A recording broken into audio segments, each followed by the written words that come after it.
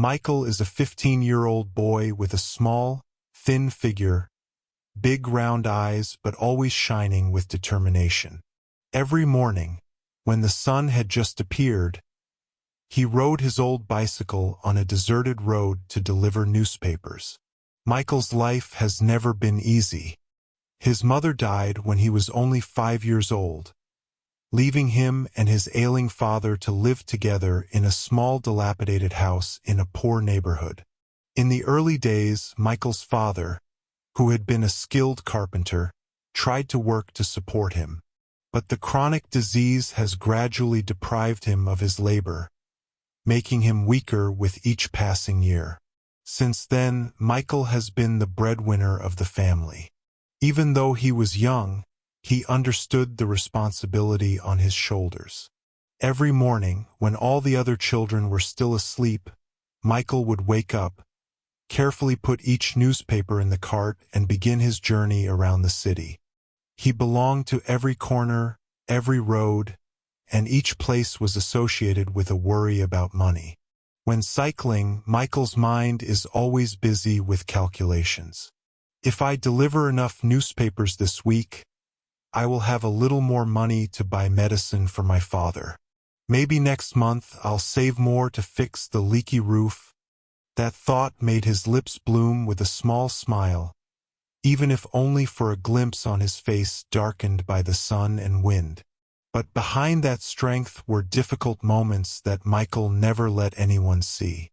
Sometimes on the way home he felt his tired legs fall apart. His stomach was hungry. There were days when it rained like diapers, the old bicycle was sprayed. Michael had to walk more than 2 kilometers with a wet newspaper basket on his shoulders. However, he still said to himself, "As long as you try, everything will be better. I can't let my father worry anymore." Michael's resilience comes not only from his love for his father, but also from a burning dream. One day, he can do something big to change the lives of both father and son. But at the time, all Michael could do was cycle through every street, working hard day by day in the small hope that hard work would work wonders. Despite living in deprivation, Michael never complained or compared to others.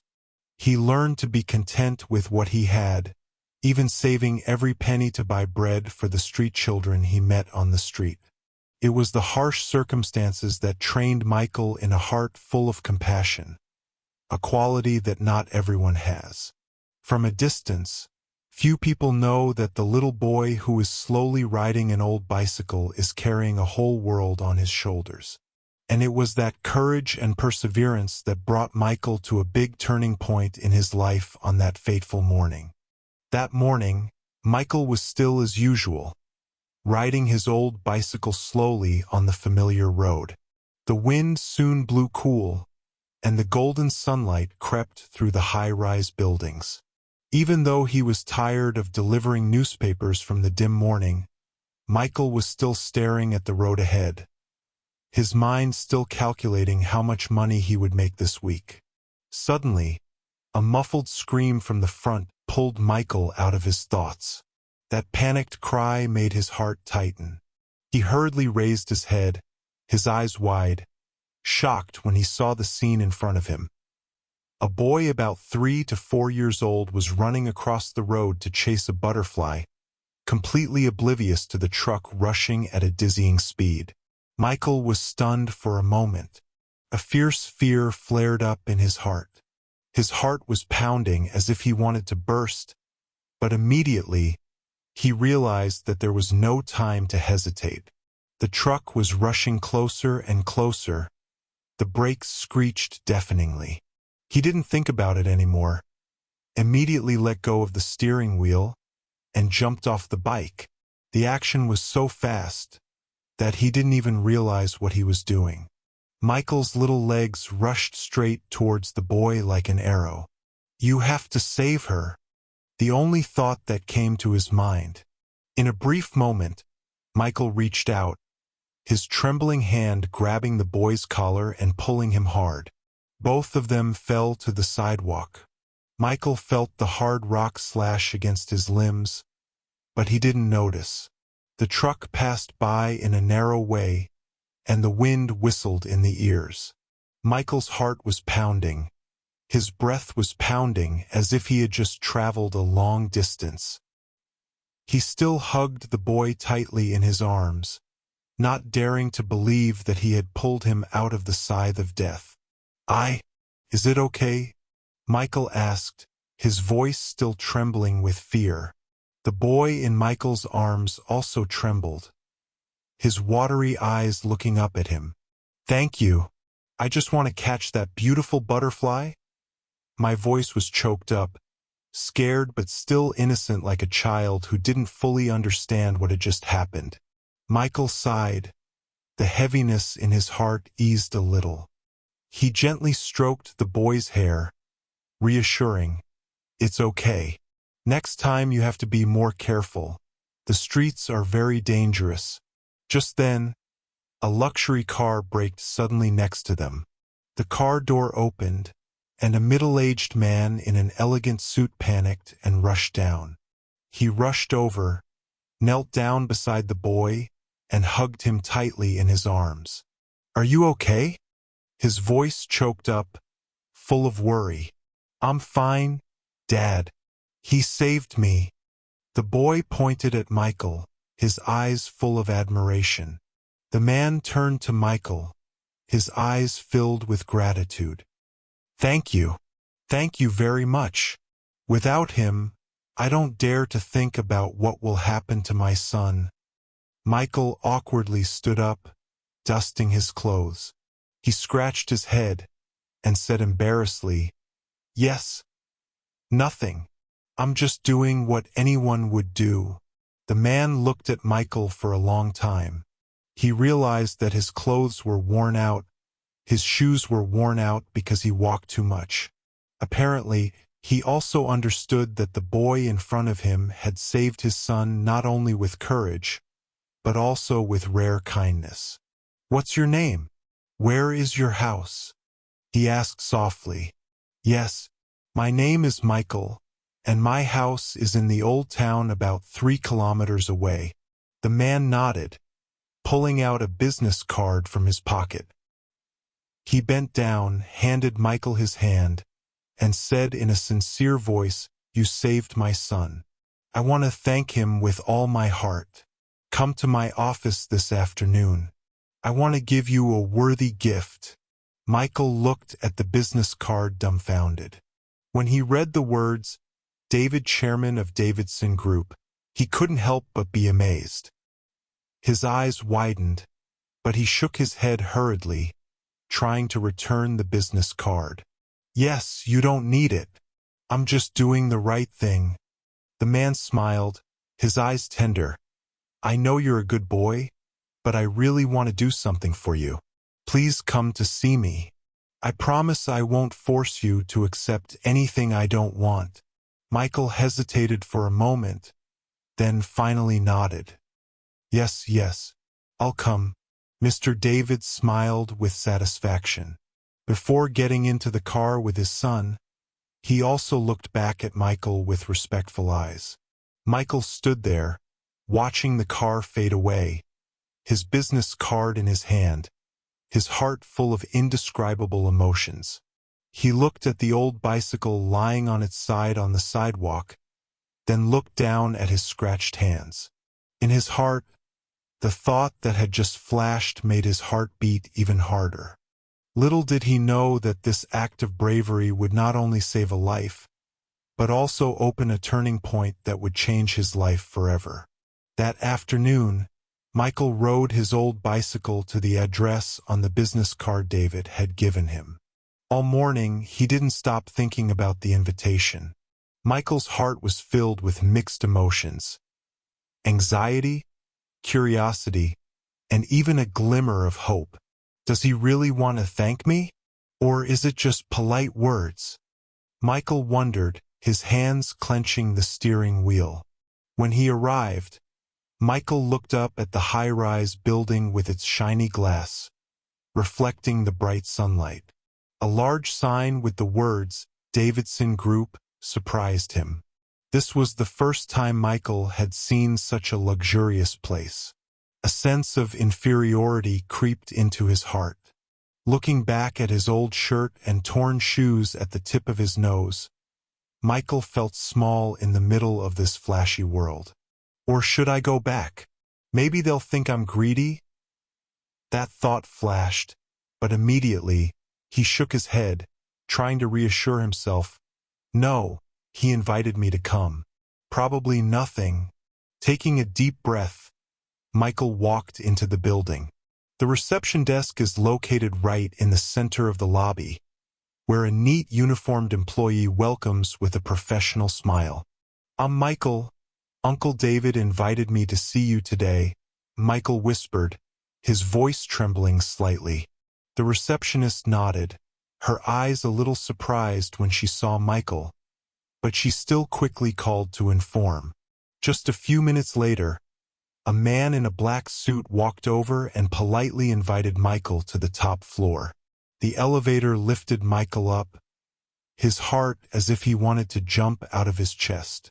The numbers on the display kept jumping, and he felt like he was entering a completely different world. The elevator door opened, and Michael entered a large room, the light from the wide windows overlooking the city. Mr. David was sitting on a large leather chair, and when he saw Michael, he immediately stood up, smiling warmly. I'm here. Very good, very good. Please sit down. Michael timidly sat down in the chair opposite, unable to hide his embarrassment. Mr. David watched him, his eyes as if evaluating, but there was no judgment, only understanding and sympathy. You know, I've told a lot of people about you today, David began, his voice calm but fervent. A brave boy, not afraid of danger to save his son. If it weren't for you, I don't know how I would have lived. Michael lowered his head and said shyly, Yes, I'm just doing what everyone would do. Mr. David laughed, shaking his head. Not everyone can do that, Michael. I have done something that many people are older than me. Sometimes I don't even dare to think about. The atmosphere becomes softer. Michael felt less nervous, but still wondered why he had been invited here. You saved my son. I owe you a great debt of kindness, continued Mr. David, his voice warm but firm. I want to do something to thank you, not only because you deserve it, but also because you believe you are a special boy. Michael was confused and hurriedly waved his hand. Yes, no need. I really don't expect anything. I just want to help her. Mr. David smiled, his eyes sparkling with admiration. I understand that I didn't do it because I was expecting a reward, but I also understand my situation. I've researched a little. You're doing a lot of work to help your family, aren't you? Michael was silent, his eyes blinking quickly to hide his emotion. He didn't expect Mr. David to know about his situation. I don't want to do anything that would make me feel awkward, Mr. David continued softly. But I think, if there is an opportunity to help me, I can't pass it up. He placed an envelope on the table, pushing it toward Michael. This is a scholarship I want to give to you. This money can help him continue his studies, not miss his dream because of circumstances. You can use it to do whatever you see fit. Michael looked at the envelope in amazement, his hands trembling, not daring to reach for it. Yes, I really don't dare to admit it. I don't want to take advantage of your kindness. Mr. David was stern, but still gentle. This is not an alms or a pity for me, Michael. This is an uncle thanking a hero for saving his son. Consider this a reward worthy of your courage and good heart. After a moment of silence, Michael looked up, his eyes shining with deep emotion. If you accept it, I promise to use it meaningfully, so as not to disappoint you. Mr. David nodded in satisfaction. That's exactly what I want. And remember, if you need help, I'm always here. Leaving the building, Michael held the envelope in his hand, his heart surging with indescribable emotions. He understood that the invitation from Mr. David was not only a thank you, but also a precious opportunity for him to change his life. His kindness and brave actions paid off, but more importantly, he realized that there were still people in the world who were willing to give kindness. After hearing Mr. David express his gratitude and hand over the envelope containing the large scholarship, Michael bowed his head in thanks. However, instead of accepting it immediately, he hesitated, his eyes showing a worried look. The air in the room suddenly sank. Mr. David noticed Michael's hesitation. He smiled and asked softly, "Is there anything you want to say?" "Feel free, I listen." Michael took a deep breath, trying to muster up the courage to express his thoughts. His voice trembled, but his gaze remained steadfast. "Yes, I thank you very much for this help, but, if possible, I have a request." Mr. David was a little surprised, but quickly nodded his head in encouragement. "I just say, if it's within my ability, I'll do it." Michael clenched his hands on his thighs, trying to stay calm. "I want you to help repairing the bridge near his house. That bridge has deteriorated a long time ago. Everyone who passes by is afraid of collapsing, especially children. If you can help fix it, not only me, but my whole village will be grateful to you." The room was silent for a moment. David looked at Michael in surprise, not believing what he had just heard.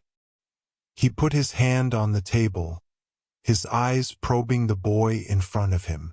"Do you really want to refuse the money you have set aside for me, just to fix a bridge?" he asked, his voice a little confusing. Michael nodded, his eyes shining with sincerity.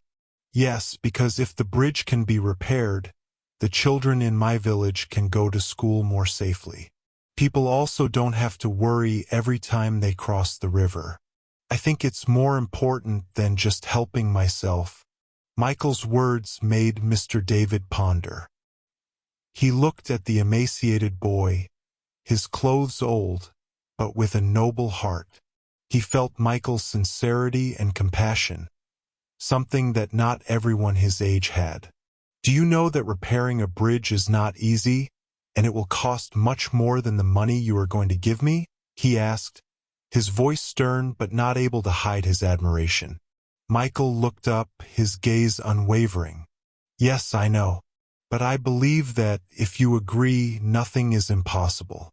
And I am willing to contribute, do anything to help me and everyone else accomplish this." Mr. David looked at Michael, his heart surging with both pride and emotion. He got up, walked around the table, and put his hand on Michael's shoulder. "You're such a special boy. Not only brave, but also know how to think for others. I'm very proud to have met you." After thinking for a while, Mr. David smiled kindly. "Okay, I'll help fix the bridge. But I still want him to receive the scholarship, because his future is also very important. A bridge can connect roads, but knowledge will help you build your whole life. Do you agree with me?" Michael looked at Mr. Tai, his heart full of emotion. He bowed his head deeply, his voice choked up. "Yes, I thank you. I promise I won't disappoint you." From that day on, the story of Michael and his surprise offer spread throughout the village. The bridge was built, becoming a symbol of compassion and sharing. As for Michael, he continued his learning path with the belief that, when people live for good things, life will also give back miracles. David sat across from Michael, his eyes fixed as he listened to the boy express his wishes. Michael's sincere words echoed in the large room. Each word seemed to touch his heart deeply. "Uncle, I don't want to take money or anything for myself," Michael said, his voice a little trembling but determined. I just want you to help build a hospital in my neighborhood.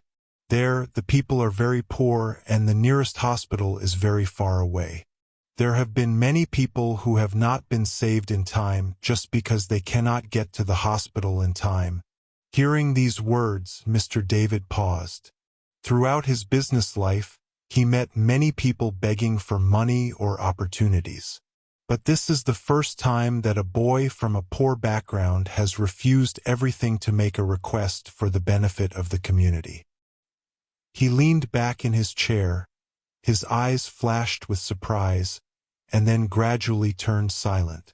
He was silent for a long time, letting Michael's words sink into his mind. Then he asked, his voice full of emotion, "Don't you want anything for yourself? A new bike? More beautiful clothes? A scholarship? Don't you think you deserve it?" Michael shook his head, his eyes shining with sincerity. "No, sir. I think if I can help more people, it will be the biggest reward for me." That answer was like a breeze that shook Mr. Ty's heart. He got up, walked to the large window, and looked out over the city outside. Skyscrapers, crowded streets, all suddenly became blurry in his eyes. Instead, he saw the image of the poor neighborhood Michael mentioned, people living in poverty and deprivation. Memories of the early days of his own startup suddenly rushed back. He used to be a poor young man who struggled to find opportunities in life. Perhaps that's why Michael's words not only evoke empathy but also awaken values he had forgotten. He turned around, his eyes red and filled with tears. He sat down in front of Michael, his trembling hand resting on the boy's shoulder. "You know, I've met a lot of people in my life, from successful businessmen to powerful politicians. But it's rare for me to meet someone with a big heart like me." His voice choked and sank. "I have taught you a valuable lesson, that money is not everything. And sometimes small actions born out of altruism can change the lives of a lot of people." Michael sat still, not knowing what to say. He didn't expect his proposal to have such a big impact. David's eyes are now not only grateful, but also deeply respectful.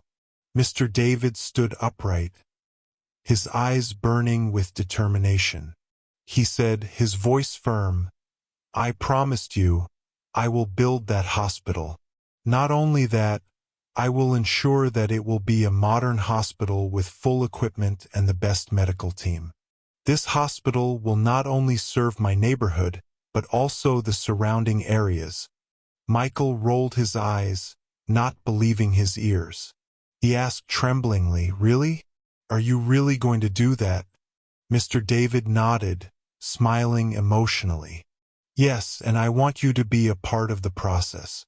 I will be a bridge between you and the community, helping you better understand people's needs." Tears welled up in Michael's eyes. He stammered to say thank you. His emotions seemed to burst. Mr. David pulled the boy closer, hugging him tightly like a father holding his child. "No, I'm the one who has to thank you," he said, his voice warm. "Not only did I save my son's life, but I also reminded him of the true meaning of life. That encounter not only changed Michael's life, but also left David with a great lesson about altruism and the value of human love." After deciding to build a hospital for the poor neighborhood, Mr. David did not stop there. His mind is constantly thinking about the difficulties that Michael and the community where he lives are facing. David understands that a hospital, no matter how modern it is not enough to completely change the lives of the people there. One afternoon, he called Michael to meet privately at the office. Michael, though he had sensed Mr. David's interest beforehand, couldn't help but be nervous. Entering the large room, the boy bowed, his eyes clearly showing reverence. David smiled, waving for Michael to sit down. "Michael, you've helped me realize something very important. But now I think just building a hospital is not enough. Your community needs more than that," Michael looked at him in surprise, not understanding what he meant. "Uncle, I don't dare to ask for anything more. What you promised is already too big." Mr. David shook his head. The smile on his lips was a little contemplative. "Demanding? No, I don't see you asking for anything. What I want is to help people, and that makes me want to do more. I think that if I stop at one hospital, I haven't fulfilled my responsibility." He got up, walked to the large table, and picked up a plan he had prepared beforehand.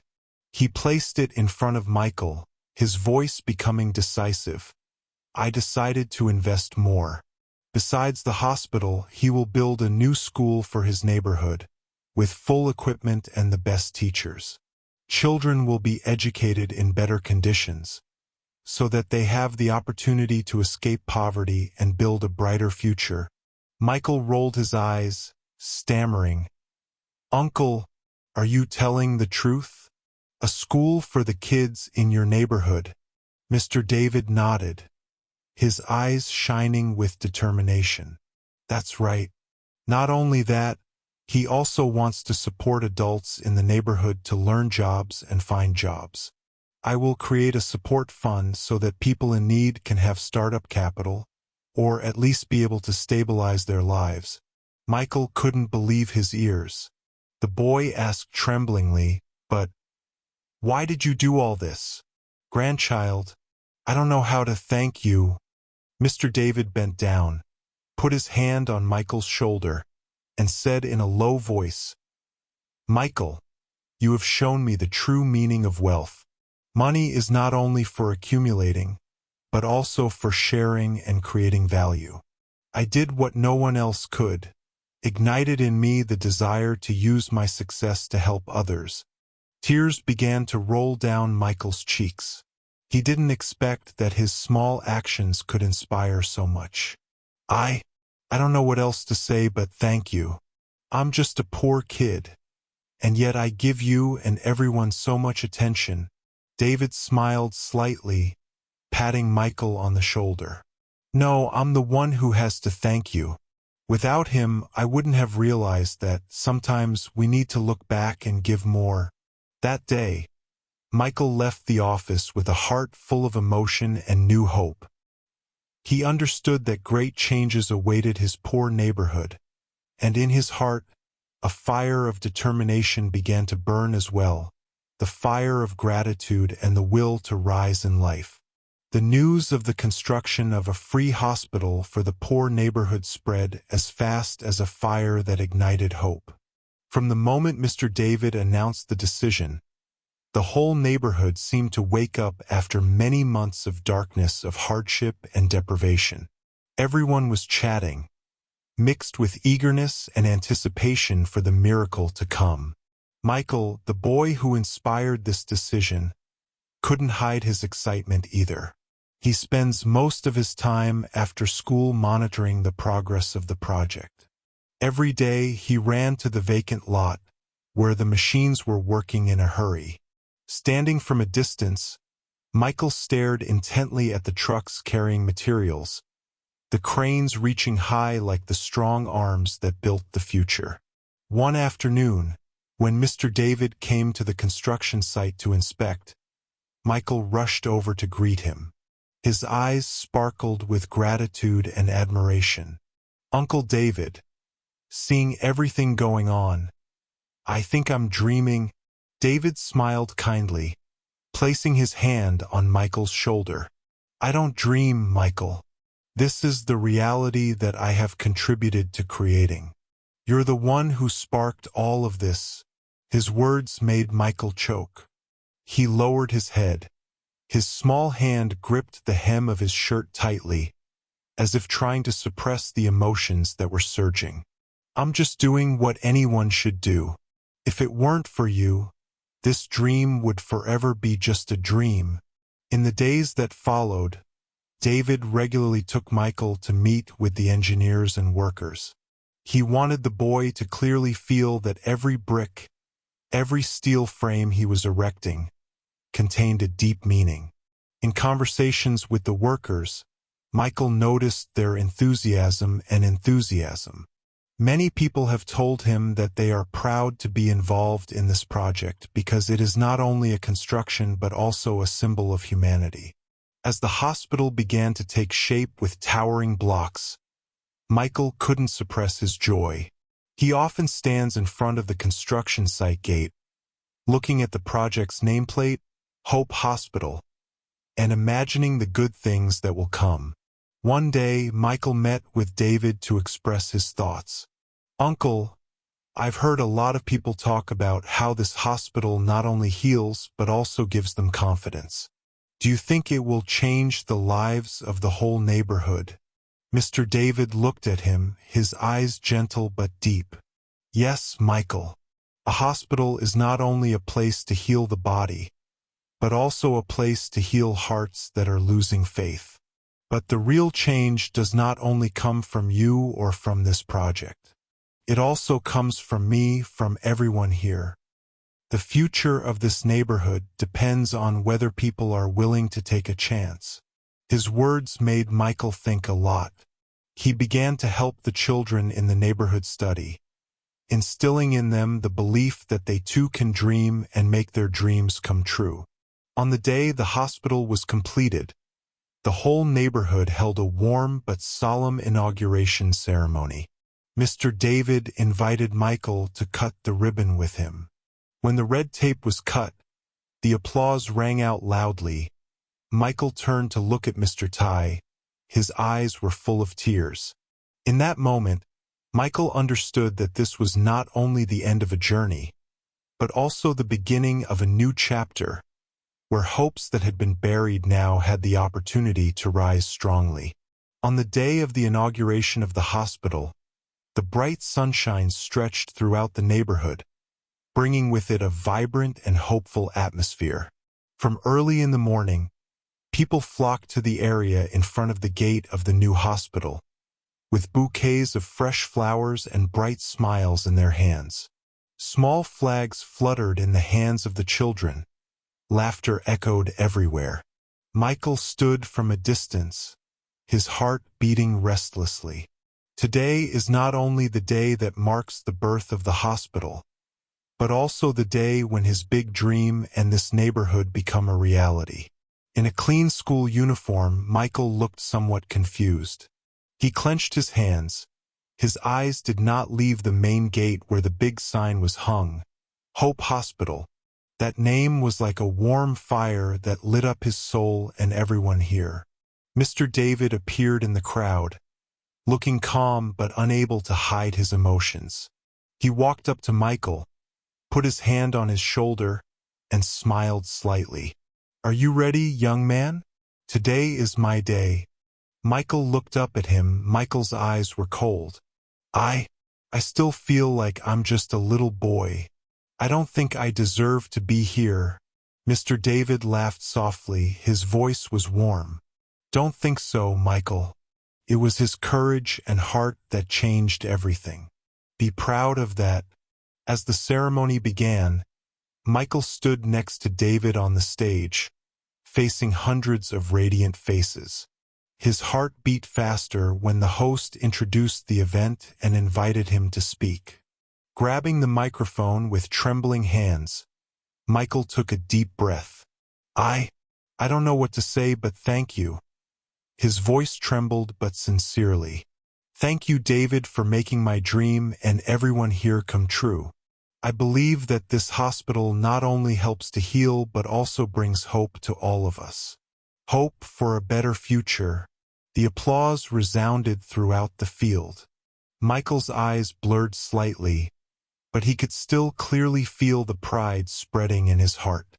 The most important moment of the ceremony came. David handed the scissors to Michael, then took his hand and walked to the red ribbon hanging in front of the hospital gate. "Today I'm going to be the one cutting the ice, Michael. This is what I deserve." Michael hesitated for a moment, then resolutely took the scissors. When the scissors touched the red silk strip, everyone held their breath. In just a short moment, the sound of pulling, twisted, sounded. the red ribbon fell, and the cheers exploded.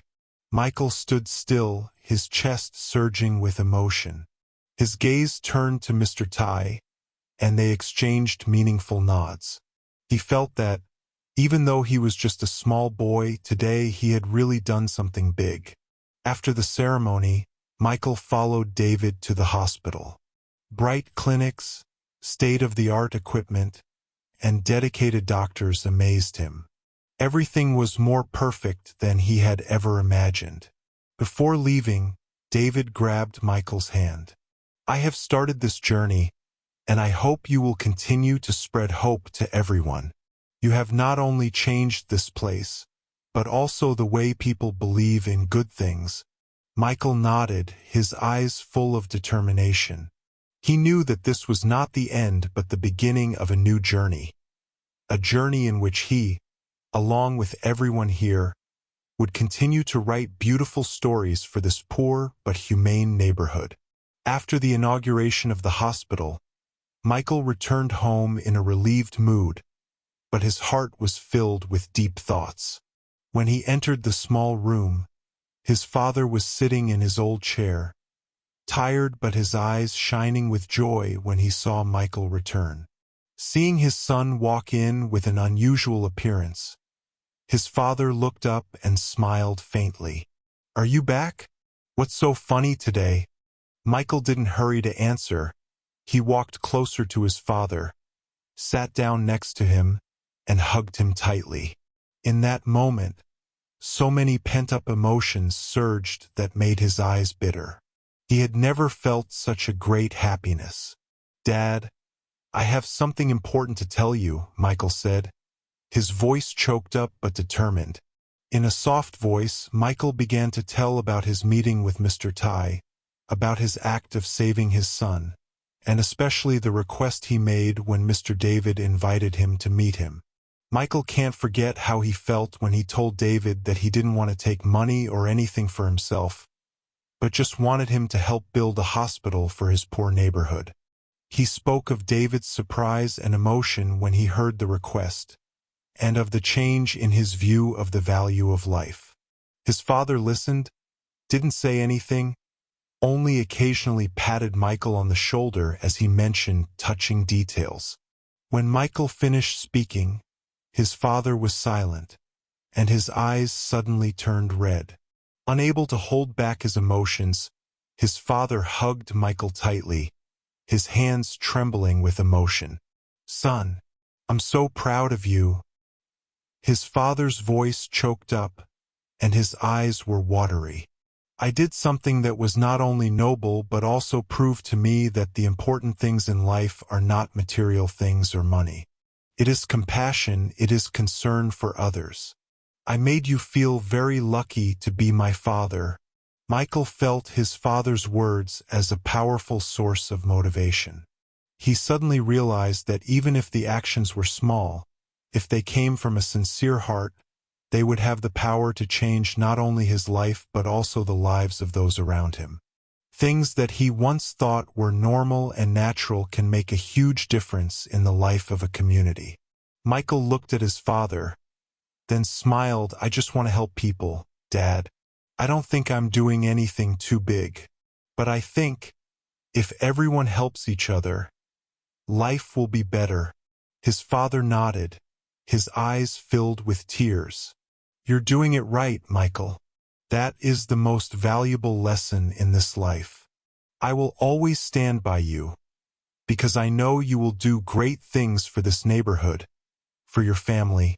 The story is not only a lesson in compassion, but also a lesson in perseverance and love. Michael realized that, no matter how difficult his starting point is, as long as you have faith and are willing to help others, life will open up new opportunities and unexpected changes. And most importantly, the truth in our hearts will always lead us to good things.